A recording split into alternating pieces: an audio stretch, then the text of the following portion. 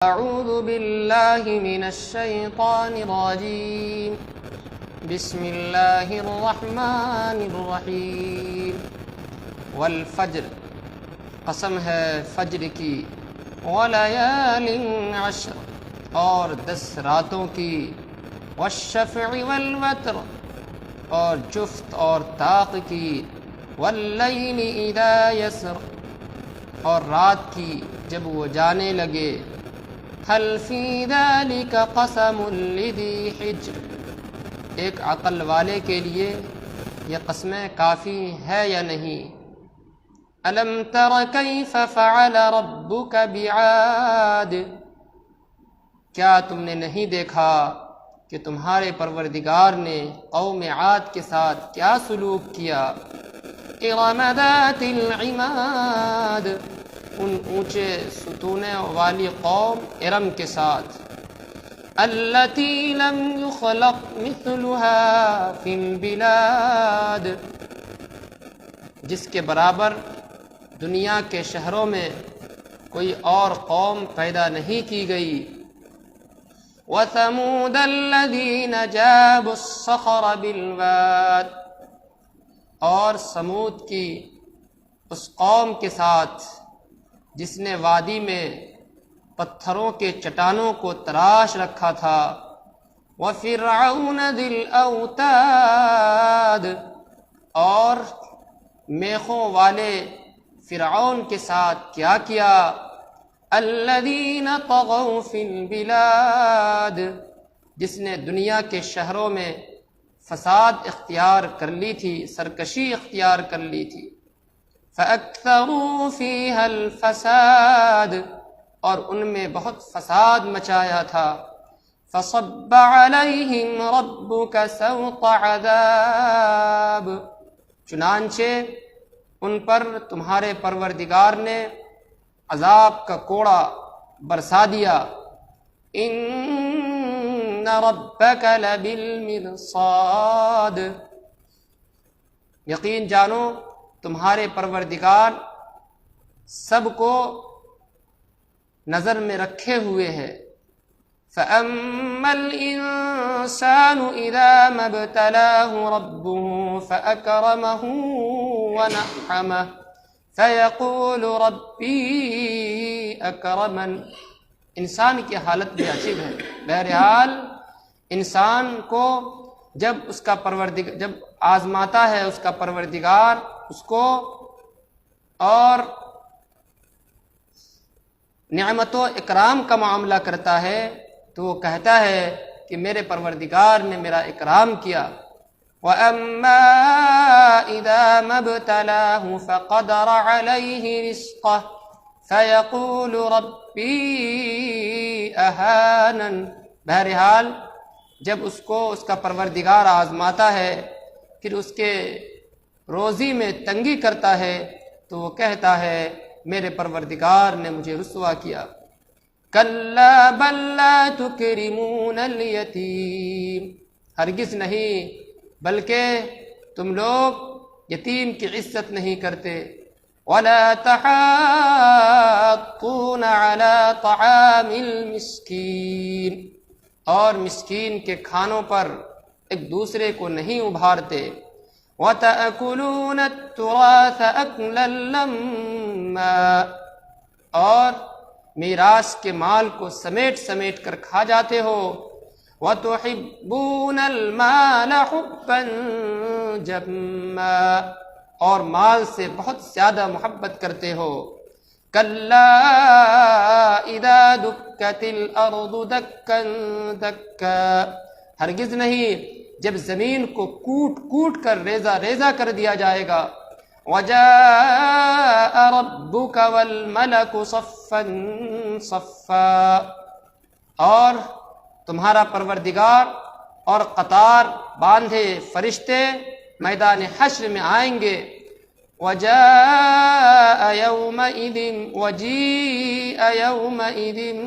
بِجَهَنَّمَ يَوْمَئِذٍ يَتَذَكَّرُ الْإِنسَانُ وَأَنَّىٰ لَهُ الذِّكْرَىٰ، اور اس دن جہنم کو قریب لایا جائے گا، اس دن انسان کو سمجھ میں آ جائے گا، اور وہ وقت، وہ موقع سمجھنے کا کہاں ہوگا۔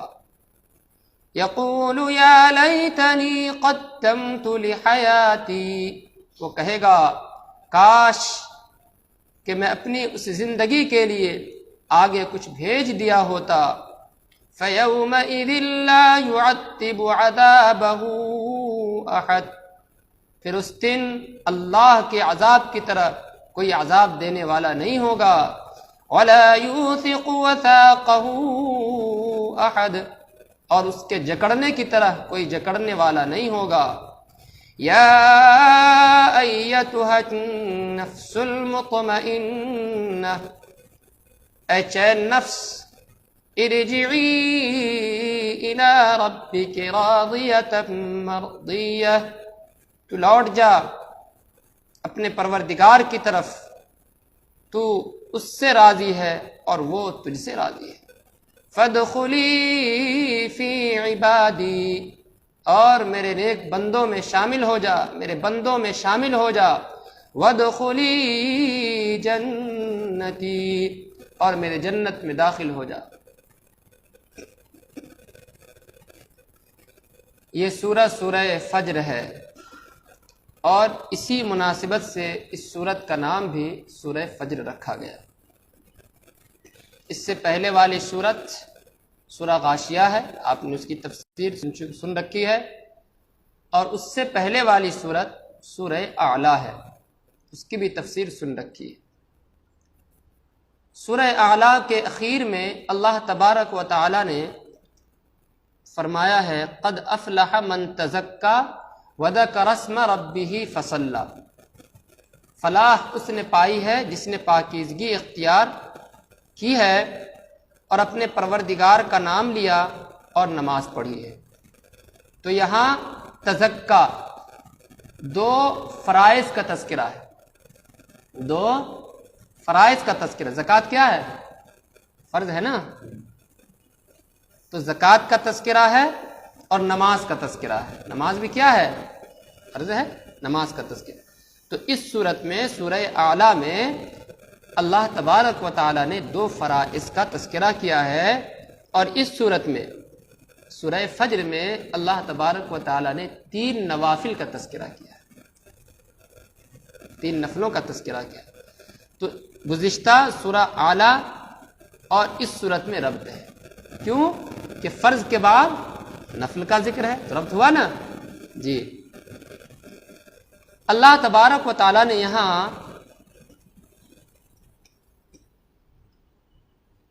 تین نوافل کی قسم کھائی ہے۔ کیا؟ والفجر، قسم ہے فجر کی، ولیال عشر، اور 10 راتوں کی، والشفع والوتر، اور جفت اور طاق کی، اور تیسرا ہے واللیل اذا یسر، اور رات کی جب وہ، قسم ہے رات کی جب وہ جانے لگے۔ تو پہلا والفجر، اس کی قسم کھائی اللہ نے، ولیال عشر والشفع والوتر کی قسم کھائی اللہ نے، واللیل اذا یسر کی قسم کھائی اللہ نے۔ فجر سے مراد یہاں فجر کی نماز بھی ہے، فجر کی نماز ہے۔ فجر کی نماز کا جماعت سے پڑھنا سنت ہے، فجر کی نماز کا جماعت سے پڑھنا سنت ہے۔ اللہ تبارک و تعالی نے دوسری جگہ ارشاد فرمایا ان قرآن الفجر کان مشہودا، بلا شبہ فجر کی قرات یعنی نماز کے حاضری کا وقت ہے، فجر کا وقت نماز کی حاضری کا وقت ہے، اور اللہ تبارک و تعالیٰ کے کلام کو سننے کے لیے اس وقت فرشتے آتے ہیں، موجود رہتے ہیں، آپ کی جماعت میں شامل رہتے ہیں۔ یہ فجر کی جماعت کی فضیلت ہے، یہ فرشتے آپ کے ساتھ اس جماعت میں شامل ہوتے ہیں، اور وہ فرشتے کے حاضری کا وقت ہے، اور جماعت نماز کی جماعت سے پڑھنے کا وقت ہے۔ اچھا، حدیث میں یہ بھی آپ نے بارہا سن رکھا ہے کہ فرشتے کا تبادلہ 2 وقت ہوتا ہے۔ ایک فجر کے وقت میں جو فرشتہ آتا ہے وہ عصر میں جاتا ہے، اور جو عصر میں آتا ہے فجر میں جاتا ہے۔ تو فجر جیسے ہی صبح صادق ہو جائے آپ بیدار ہو جائیے، فجر کی سنت پڑھیے، اس سے سستی ختم ہو جائے گی، اور فجر کی نماز کے لیے آ جائیے۔ اللہ تبارک و تعالی نے فجر کی قسم کھائی ہے۔ اس سے اس نماز کی جماعت سے پڑھنے کی اہمیت سمجھ میں آتی ہے، فضیلت سمجھ میں آتی ہے کہ اللہ تبارک و تعالی نے اس کی قسم کھائی ہے۔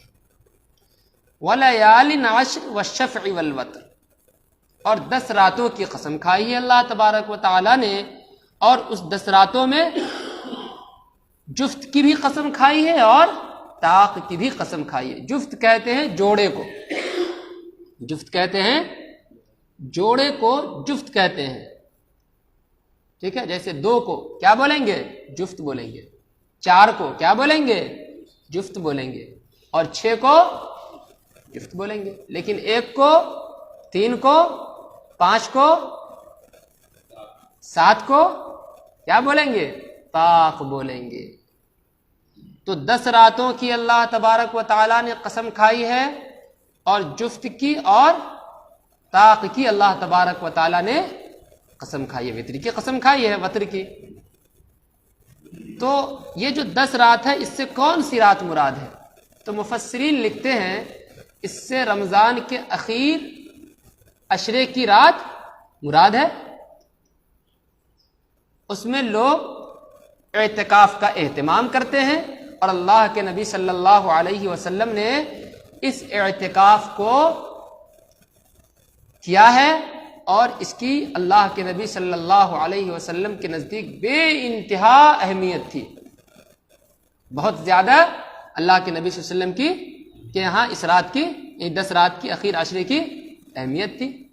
اور صحابہ کو ابھار کر کے اللہ کے نبی نے فرمایا تھا کہ ان 10 راتوں میں طاق کی راتیں ہیں، اس میں جاگ کر کے عبادت کرو۔ جس کو طاق رات مل گیا، یعنی وہ رات جو شب قدر کی رات ہے، وہ رات جس کو مل گئی وہ 1000 مہینوں سے بہتر ہے۔ اچھا، ایک چیز اور پوائنٹ کی بتا رہے ہیں آپ کو، اس میں یہ کہا ہے کہ بھائی جفت کی بھی، یعنی جوڑے رات کی بھی عبادت کرو، اور طاق راتوں کی بھی عبادت کرو۔ تو طاق رات تو سمجھ میں آ رہا ہے، 21، 23، 25، 27، 29، لیکن جفت رات میں کیوں کریں بھائی ہمیں عبادت؟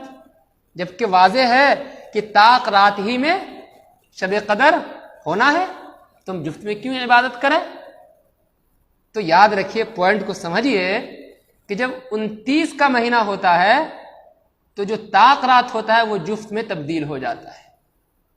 مثال کے طور پہ اگر 30 کا مہینہ ہے تو 21، 23، 25، 27، 29 تو اپنی جگہ پر ہے طاق رات، لیکن جیسے ہی 29 کا مہینہ ہوا تو طاق رات کہاں چلا گیا؟ 28 میں۔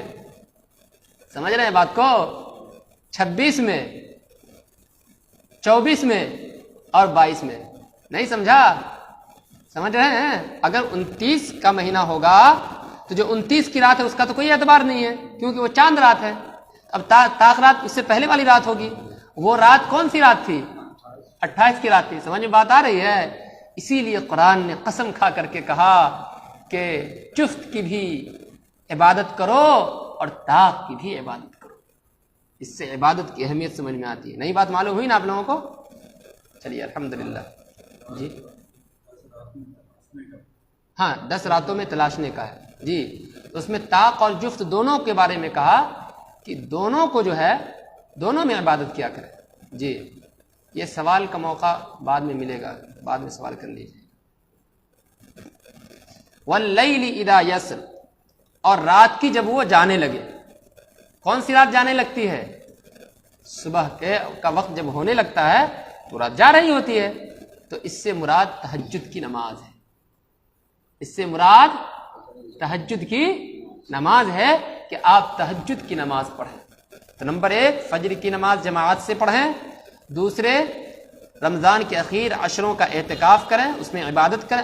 اچھا، اس سے ایک مفسرین نے ولیال عشر سے یہ بھی مراد لیا ہے کہ ذی الحجہ کی 10 رات، ذی الحجہ کے مہینے کی شروع کے جو 10 رات ہوتے ہیں وہ۔ تو اب یہاں پر جو ہے اگر وہ رات مراد ہوگی تو جفت سے جو ہے یہ 10ویں ذی الحجہ مراد ہوگا، اور وطر سے طاق سے عرفہ کا دن مراد ہوگا۔ تو عرفہ کا دن کون سا دن ہوتا ہے؟ 9 ذی الحجہ، اور 9 ذی الحجہ طاق ہے یا جفت ہے؟ طاق ہے بھائی، 9 تو یقینی بات ہے، جوڑا ہے کیا؟ وہ کیا ہے؟ طاق ہے۔ تو طاق سے یہاں مراد عرفہ کا دن ہے، اور جفت سے مراد 10 ذی الحجہ ہے، اور اس سے پہلے کی جتنی راتیں ہیں، جتنا دن ہے، ٹھیک ہے نا، ان میں عبادت کرنے کی بڑی فضیلت ہے۔ حل فی ذلک قسم لذی حجر، قرآن مجید یہاں کہہ رہا ہے ایک عقل والے کے لیے یہ قسمیں کافی ہے یا نہیں؟ اللہ نے جو قسم کھائی ہے، اب بتائیے کون سی چیز ہے جو آپ کو عبادت سے روک رہی ہے؟ فجر کی جماعت سے روکتی ہے؟ کون سی چیز ہے جو رمضان کے اخیر عشروں میں اعتکاف سے روکتی ہے؟ کون سی چیز ہے جو آپ کو تہجد سے روکتی ہے؟ اللہ قسم کھا رہا ہے، ایک عقل والے کے لیے یہ قسمیں کافی ہے یا نہیں؟ یعنی کافی ہے۔ اب اس سے زیادہ اور کیا کھل کر کے اللہ تبارک و تعالیٰ آپ سے کہیں گے؟ الم تر کیف فعل ربک بعاد، کیا تم نے نہیں دیکھا کہ تمہارے پروردگار نے قوم عاد کے ساتھ کیا سلوک کیا؟ قوم عاد کے ساتھ کیا سلوک کیا؟ ارم ذات العماد، اونچے ستونوں والی قوم ارم کے ساتھ، التی لم یخلق مثلها فی البلاد، اس کے برابر دنیا کے شہروں میں کسی اور قوم کو پیدا نہیں کیا گیا۔ وثمود الذین جابوا الصخر بالواد، یہ سب سے بتایا جا رہا ہے کہ یاد رکھو قوم عاد، یہ جو قوم عاد کے بارے میں پڑھ رہے ہو، اس کے ساتھ کیا ہوا؟ اللہ کا عذاب نازل ہوا۔ کیوں؟ اس نے اللہ کی نافرمانی کی۔ تو تم ترم خواہ ہو کیا کہ تمہارے ساتھ اللہ تبارک و تعالی اللہ کی نافرمانیوں کے باوجود نعمتوں کا انبار لگائے رکھے گا، آسانی اور راحت کا معاملہ کرتا رہے گا؟ نہیں، اگر تم اللہ تبارک و تعالیٰ کی نافرمانی کرو گے، فرما برداری نہیں کرو گے، تو جو سلوک اس کے ساتھ وہی سلوک تمہارے ساتھ۔ اسی لیے فرمایا الم تر کیف فعل ربک بعاد، یہ دھمکی ہے ایک طرح سے۔ ارم ذات العماد التی لم یخلق مثلها فی البلاد وثمود الذین جابوا الصخر بالواد وفرعون ذی الاوتاد الذین طغوا فی البلاد فاکثروا فیها الفساد فصب علیہم ربک سوط عذاب۔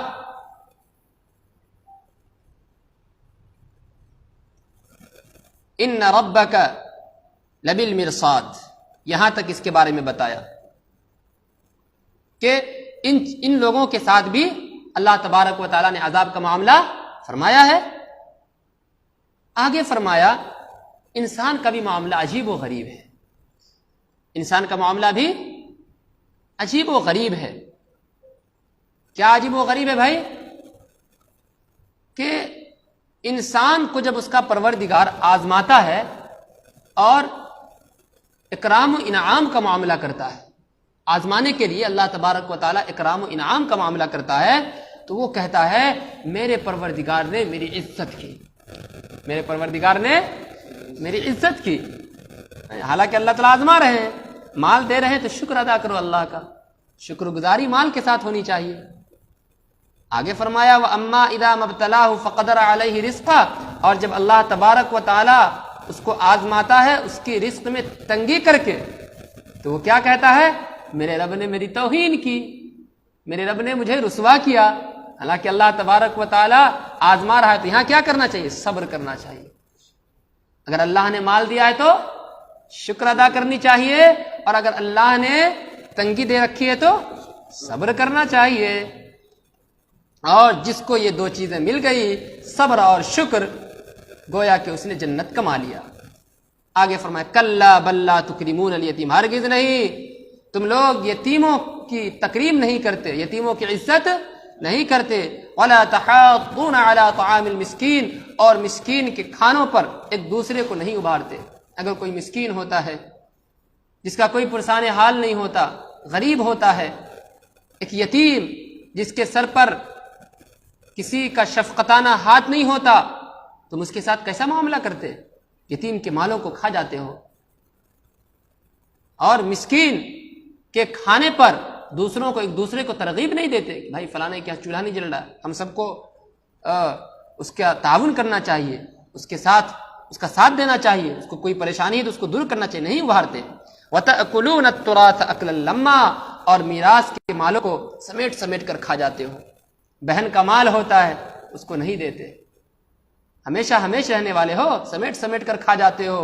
اللہ بتا رہے ہیں اور یہ سمجھتے ہو کہ تمہارے ساتھ اللہ تبارک و تعالی انعام و اکرام کا معاملہ کرتا رہے گا۔ اگر یہ سب حرکت کرو گے اللہ تعالیٰ انعام و اکرام کا معاملہ نہیں کرے گا۔ کیا کرے گا آگے بتا رہا ہے، وَتُحِبُّونَ الْمَالَ حُبًّا جَمًّا۔ یہ سب کیوں ہوتا ہے؟ یتیم کی تکریم نہیں کرتے، مسکین کے کھانے پر ابھارتے نہیں ایک دوسرے کو، اور میراث کے مالوں کو کھا جاتے ہو، سمیٹ سمیٹ کر کھا جاتے ہو، پتہ بھی نہیں چلنے دیتے۔ یہ سب کیوں کرتے ہو؟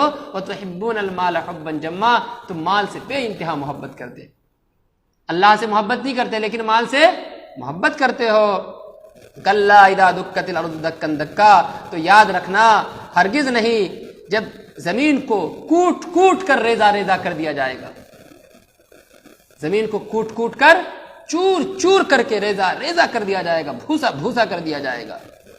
وَجَاءَ رَبُّكَ وَالْمَلَكُ صَفًّا صَفًّا، اور تمہارا پروردگار اور قطار میں بندھے فرشتے میدان حشر میں آئیں گے۔ کہے کے لیے آئیں گے؟ سوال و جواب کے لیے آئیں گے، پوچھنے کے لیے آئیں گے۔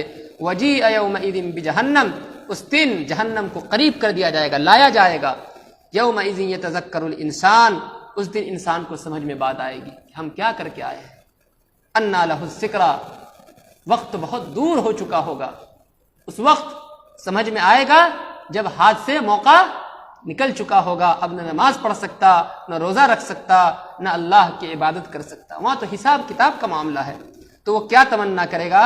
یقول یا لیتنی قدمت لحیاتی، وہ کہے گا کاش کہ میں اس زندگی کے لیے جو یہاں ہم آئے ہیں، اس زندگی کے لیے کچھ آگے بھیج دیا ہوتا، اپنی اس زندگی کے لیے، یعنی اس زندگی کے لیے جس میں ابھی ہم آ چکے ہیں، اس زندگی کے لیے، قیامت کے دن کے لیے اللہ کی فرما برداری کر چکے ہوتے، آگے کچھ بھیج دیا ہوتا تو آج ہم کو یہ کام آتا۔ فَيَوْمَئِذٍ لَا يُعَذِّبُ عَذَابَهُ أَحَدٌ، اس دن اللہ کا جو عذاب ہوگا، اللہ جو عذاب دے گا اس کی کوئی مثال نہیں ہوگی۔ زبردست عذاب میں اللہ تبارک و تعالیٰ اس دن گرفتار کر لے گا۔ وَلَا يُوثِقُ وَثَاقَهُ أَحَدٌ، اور اس کے جکڑنے کی طرح، اللہ کے جکڑنے کی طرح بھی کسی کی جکڑ نہیں ہے، کوئی نہیں جکڑ سکتا۔ اس طرح اللہ تبارک و تعالیٰ ایک پسلی کو دوسری پسلی میں ملا دے گا کہ انسان بالکل پس جائے گا۔ یہ صورتحال انسان کی ہوگی۔ اللہ اللہ اللہ ہم سب کی حفاظت فرمائے اس سے۔ یا ایتھا النفس المطمئنہ، یہ تو ہوا کس کے لیے؟ جو اللہ کی نافرمانی کرتا ہے۔ کیا ہوگا؟ یومئذ یتذکر، وجیء یومئذ بجہنم، یومئذ یتذکر الانسان وانى له الذکری یقول یا لیتنی قدمت لحیاتی فیومئذ لا يعذب عذابه احد ولا يوثق وثاقه احد۔ یہ کس کے لیے ہوگا؟ جو اللہ کی نافرمانی کر کے اس دنیا سے جائے گا اس کے لیے ہوگا، لیکن جو اللہ کی فرما برداری کر کے اس دنیا سے جائے گا اس کے بارے میں کیا فرمایا؟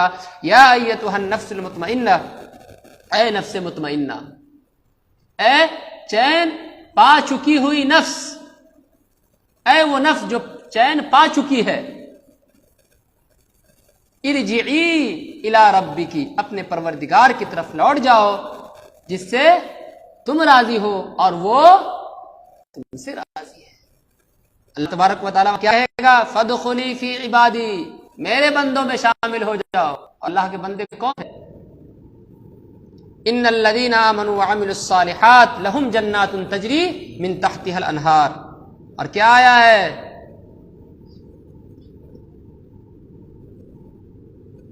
فی جنت عالیہ وجوہ یومئذ ناعمہ لسعیہا راضیہ فی جنت عالیہ لا تسمع فیہا لاغیہ فیہا عین جاریہ فیہا سرر مرفوعہ واکواب موضوعہ ونمارق مصفوفہ وزرابی مبثوثہ۔ کیسی جنات؟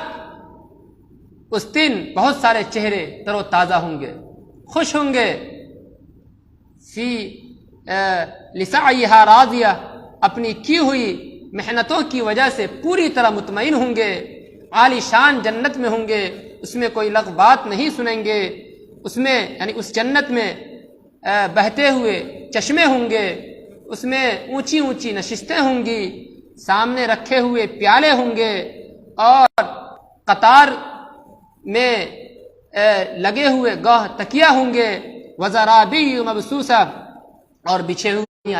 اللہ تبارک و تعالیٰ اسے جنت میں داخل فرمائے گا۔ یہ سورہ فجر تھی جو 30 آیتوں پر مشتمل تھی۔ اس میں اللہ تبارک و تعالیٰ نے ان چیزوں کا تذکرہ کیا۔ اللہ تعالیٰ ہم سب کو اس سورت کو پڑھ کر عمل کی توفیق عطا فرمائے۔ وآخر دعوانا الحمد للہ رب العالمین۔